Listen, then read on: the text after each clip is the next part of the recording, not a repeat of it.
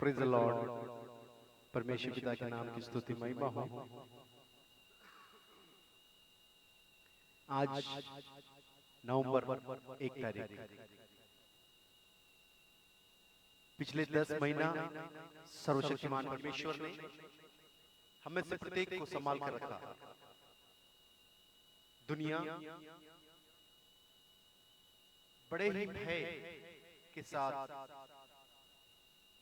अपना जीवन व्यतीत कर रहा था। हमें से प्रत्येक उस भय में थे। आज भी वो भय का सदमा कई लोगों के जीवन से नहीं गया, लेकिन सर्वशक्तिमान परमेश्वर पर भरोसा रखने वाले और उस पर आश्रित रहने वाले प्रिय लोगों को सर्वशक्तिमान परमेश्वर ने अपने छत्र छाया में रखा। इसका ये मतलब नहीं है कि प्रभु में जो भरोसा रखते हैं उनके जीवन में विपत्ति नहीं आई। इसका ये मतलब नहीं है कि परमेश्वर ने इस कोरोना रूपी महामारी के चपेट में उनको जाने नहीं दिया।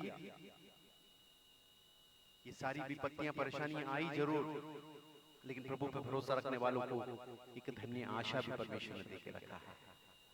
मैं परमेश्वर को धन्यवाद देता हूं। आज सुबह के समय आप लोगों के सम्मुख एक छोटा सा आत्मिक विचार को लेकर आने के लिए प्रभु ने सहायता किया, इसलिए मैं परमेश्वर को धन्यवाद देता हूं। कई बार हमारे जीवन में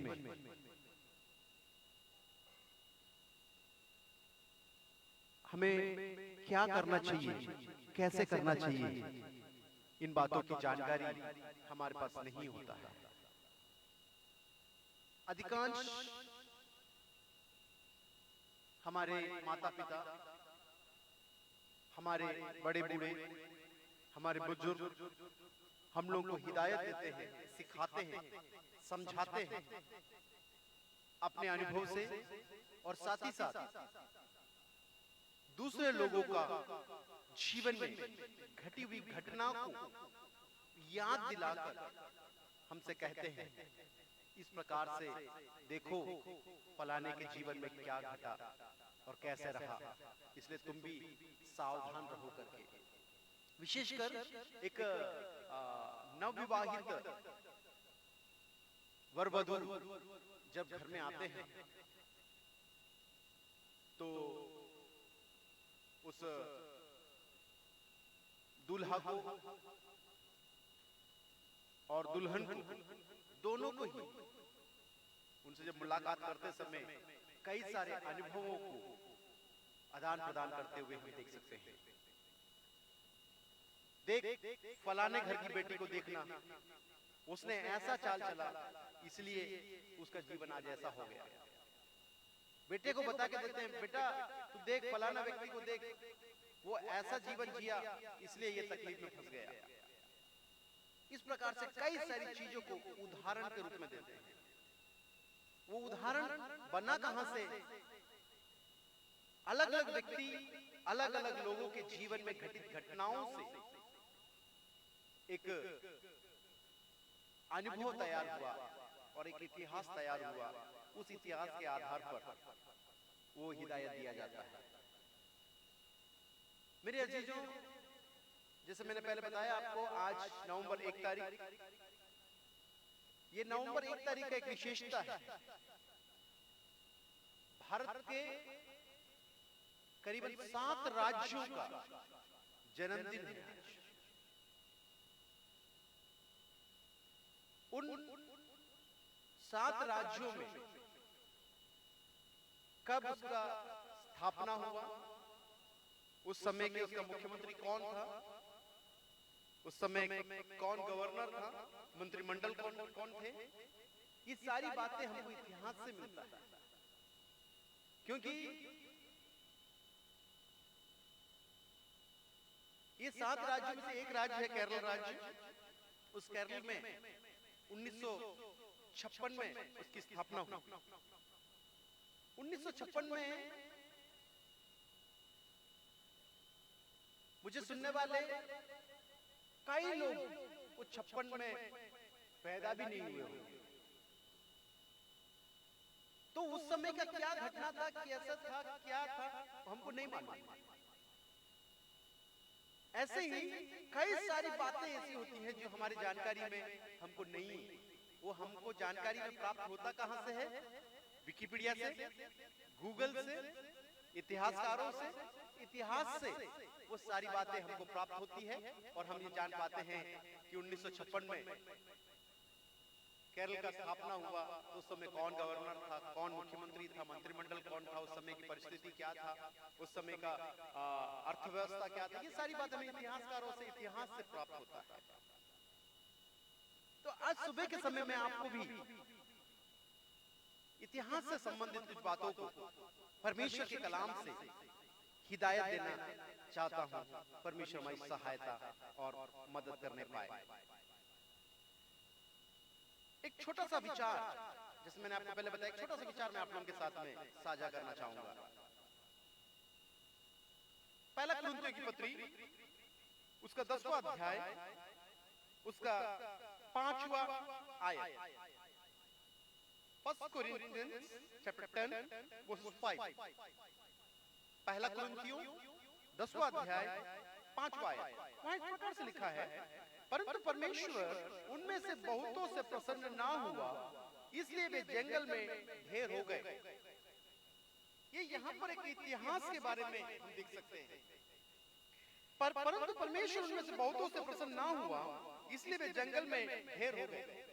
तो इसके किसके बारे में कह रहे हैं, क्या कह रहे हैं, इन संबंध में हमको समझने के लिए हम इसी अध्याय के पहले आयत से जब हम पढ़ेंगे तो उन सारी बातों को हम देख सकते हैं।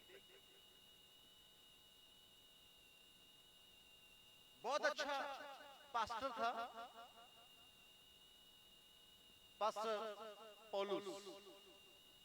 उसने 14 से लगभग 14 पत्रियां लिखी और कलीसिया के अंदर की सारी बातों को बड़ी बारीकी से समझना, जहां फटकार लगाना वहां फटकार लगाया, जहां प्रेम दिखाना वहां प्रेम दिखाया, अच्छी तरीके से कलीसिया की पासबानी किया हुआ एक पास्टर, लेखक, प्रेरित था प्रेरित पौलुस।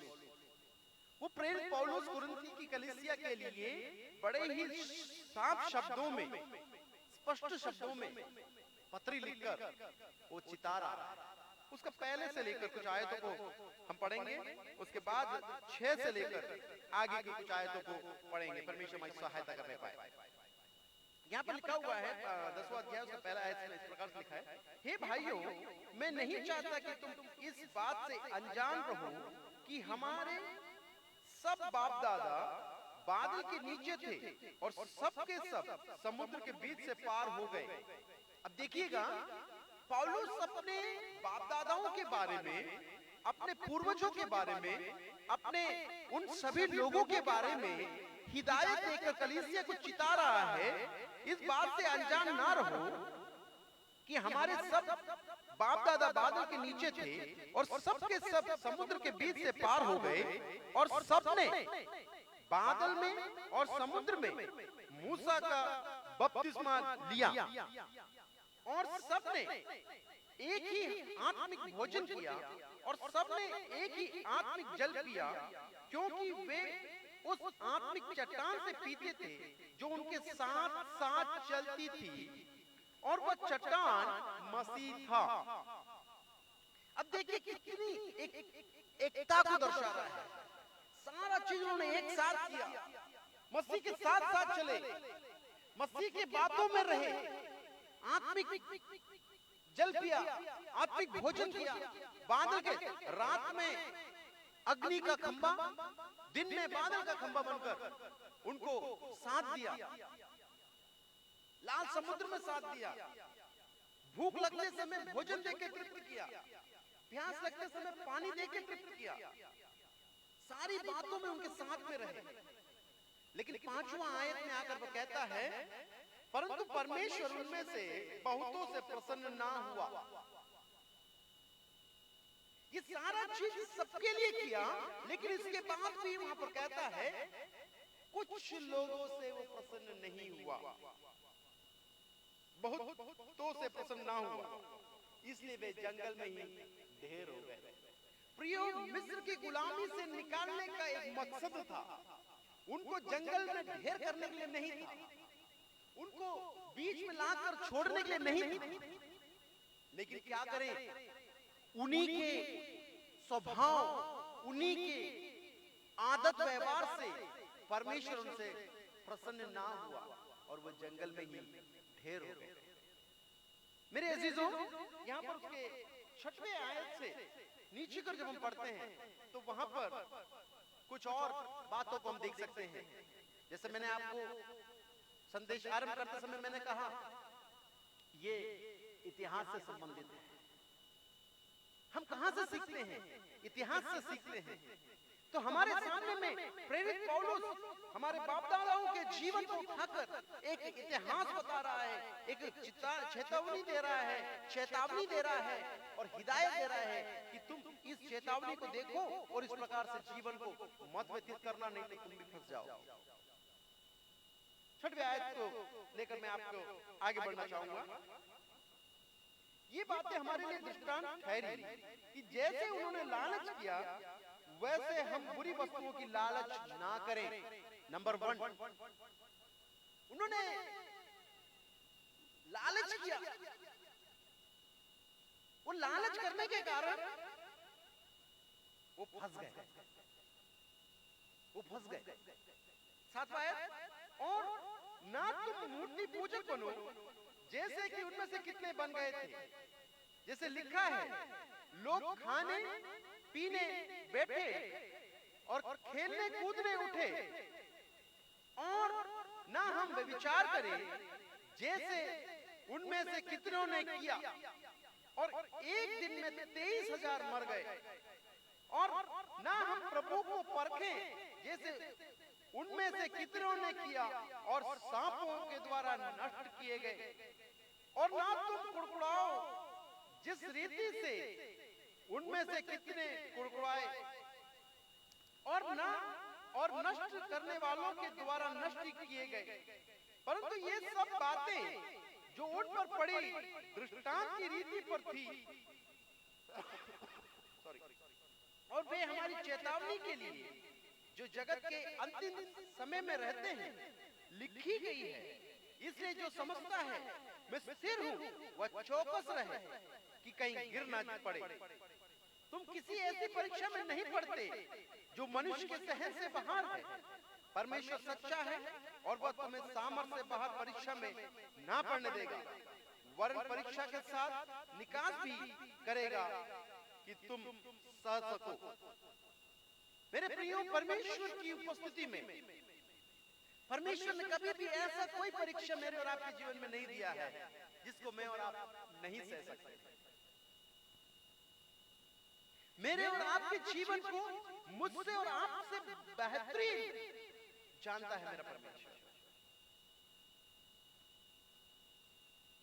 इतना अच्छा हिदायत मुझे और आपको मिला है कि इसको देख के हम अपने आप को सचेत कर लें, इसको देख के मैं और आप सचेत हो जाएं, इसको देखकर मैं और आप जागृत हो जाएं, इसको देखकर मैं और आप अपने जीवन के चाल चलनों को सुधार लें।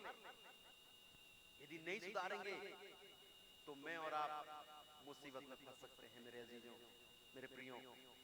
इसलिए चाहिए कि मैं और आप अपने जीवन को सचेत करें और परमेश्वर हमारे जीवन में आशीषों को कुंडेल ले पाए। यहां पर बड़े ही अच्छे शब्दों में प्रेरित पौलुस बता रहा है।